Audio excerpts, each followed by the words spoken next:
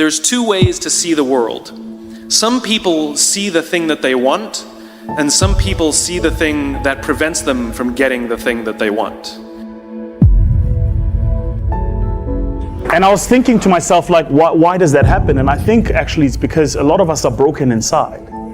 So we don't fix the stuff that's broken. We mask over it. You know, so it's like I grew up without, I suffered, I was told I'm worthless. Now that I have it, I'm going to show everybody. Because if they affirm to me that I am, then I must be. And it's not until you get to a stage where you realize the affirmation is not necessary, that you're truly free. So as you build your business, I'm telling you now that if it's the external affirmation you're looking for, you're going to settle. You're not going to get it, guys. It's hard, and it's not unless you walk the journey, right? It's when you are in it that you're like, why don't they get it? Yeah? The world they're losing their minds. Have you ever seen something that nobody else sees, but you know it's there because you can see it? You're like, nah, and you explain it, but they don't see it, right? And in that, the only thing that keeps you sane is if the only affirmation you need is you. So it's kind of counterintuitive, right? Quickly, before we start, I gotta tell you this. I'll tell you why it's counterintuitive. Anthropologists and human science specialists both have studied prisons. Prisons are a fascinating thing, right? Because when you're a human being, what we do in this thing called a society, very careful of society, by the way, because society is nothing more than a system of normalized averages. So what it is we all come together and we go, well, for there to be order in any system that can grow exponentially, ergo population growth, we need a system to manage it. And we're going to codify the system, and we're going to call these things good behavior, etiquette, rules, laws. If you break them, we're going to punish you. We have to do it, otherwise there'll be disorder. Like if nobody tells you, sit on the right-hand side of the car and drive on the left-hand side of the road. You're going to sit wherever you want, you're going to drive however you want. And we can't create a society like that. So what society does is it writes these rules, it codifies them, that create the average for the average. The average human being should be like this. That's why your mom says, go to school, get a good education, get a job, get a husband, have 2.5 kids, live in the White House with a picket fence. That's why you're told that, because your mother comes from a society with a system of normalized averages. And then you come up and go, nah, maybe not. Maybe I don't want to finish school. Or maybe I do, but I actually don't want to get a job. I actually want to go through 5 years of not knowing where my next meal is going to come from, because I've got a dream. The minute you break away from society's rules, it'll do exactly what they do to you in prison. So check this out. So you break the law, they send you to prison. Why? Because if we can remove you from broader society, we punish you. Yeah? Human beings, by their very nature, need interaction. This is a vital part of being a human being. When you're in prison and you break the rules, what do they do then? They put you in isolation. So just to be clear, to the strongest, toughest, most evil people of society, the single most powerful form of punishing them is separation. It's not physical punishment. It's I'm going to put you in a hole, alone. That's it. And it will break you. That's why people don't have the courage to walk the path of entrepreneurship. Because the minute you're walking, you're going, holy shit, I'm alone. You get it? Yeah? So this thing, hey guys, this thing is so powerful, man.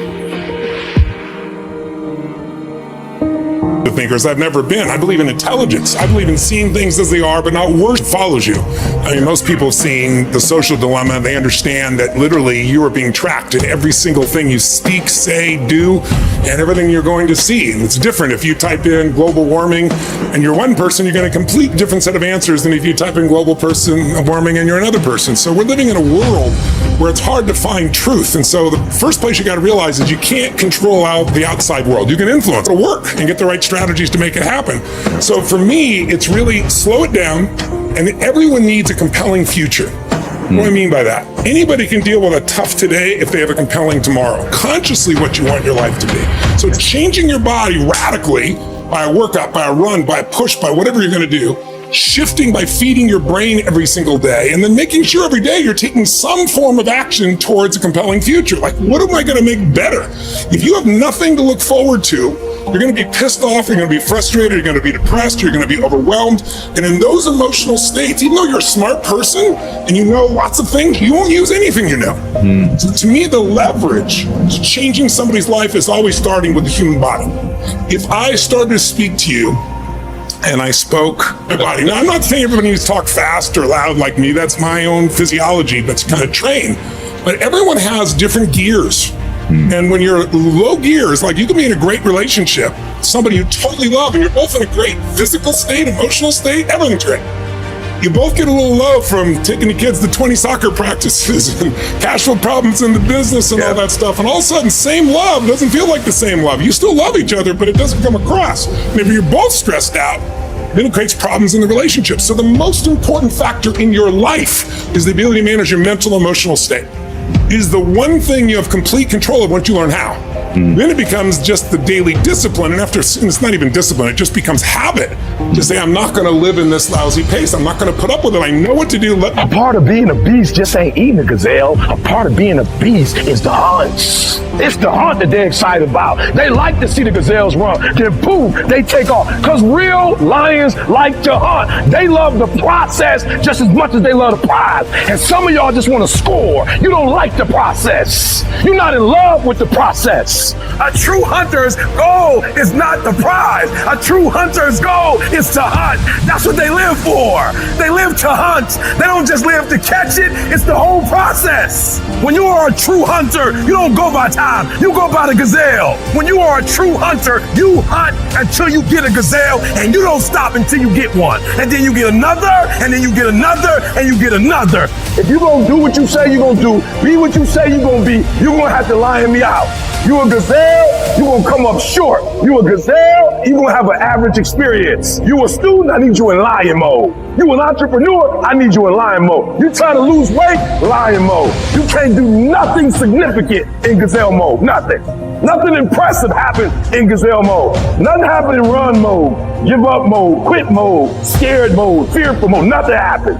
Everything happens in lion mode like I'm coming to get you. Just the small things God gives you, a small opportunity to occupy a room, the simple relationships, the opportunity to build those relationships. We're chasing after really big things. But if you were to sum those things down, they're nothing more than a series of small things stitched together. So if you take care of the small thing, the big thing kind of takes care of itself.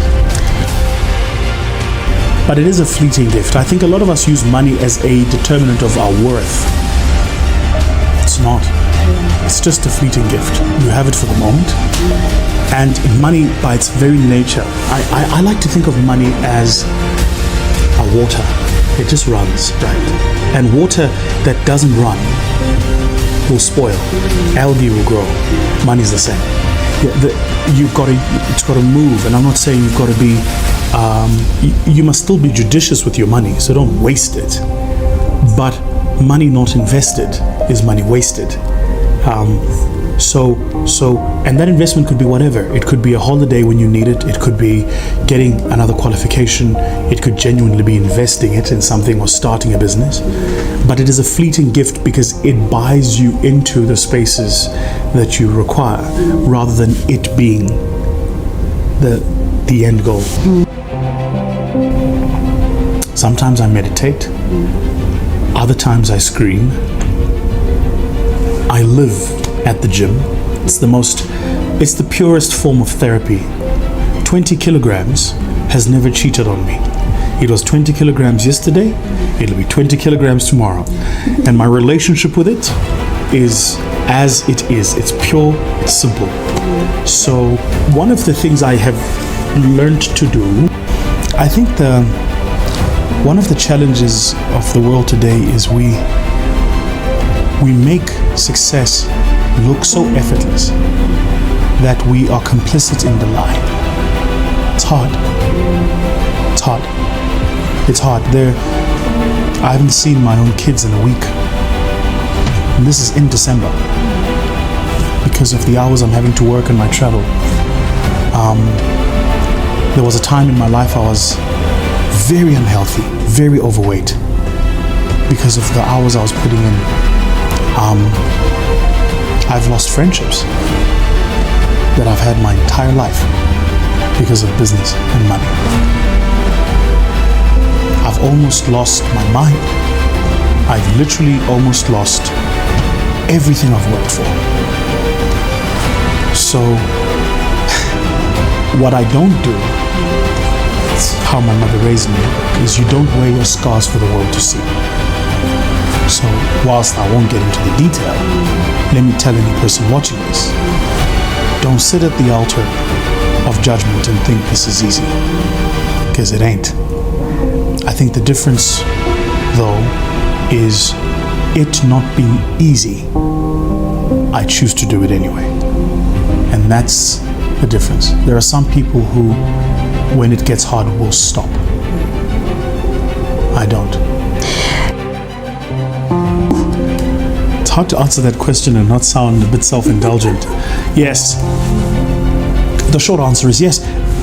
I think the skills of a lot of us are underutilized in this country because we still live in a country where for your competence to be unlocked, for your brain power to be unleashed, you must sing the right tune. The thing about people who do stuff is we're generally not in the choir. So I'm not going to be singing everybody else's tune. And we have not yet, unfortunately, with our elected officials, we do not yet have a caliber of elected official so self-assured that they don't feel the need to be threatened when somebody presents an alternative view and does so intelligently. We come from an era, Wesane, that if you're a black person that spoke sense, they called you a clever black, as if being black and clever are mutually exclusive terms, like there's something strange about it. Yeah. So that being the baseline, you better believe a young person like myself is not necessarily somebody to whom people run to say, let's unlock this. You know, I think this is a final note. Our leaders are also not always capable of admitting when they don't know and just saying, I don't know. It's one of the most important skills I've learned personally about leading people is the ability to go, I actually don't know. How would you do it? That's why I've got you here. That's why I'm paying you. So that, fresh ideas. Yeah, I actually don't know. Now, you were in jail fighting for liberation for 20 years. You came out and spent a decade, say, in a political movement. And now you are a minister of a deeply technocratic function. What do you know about it?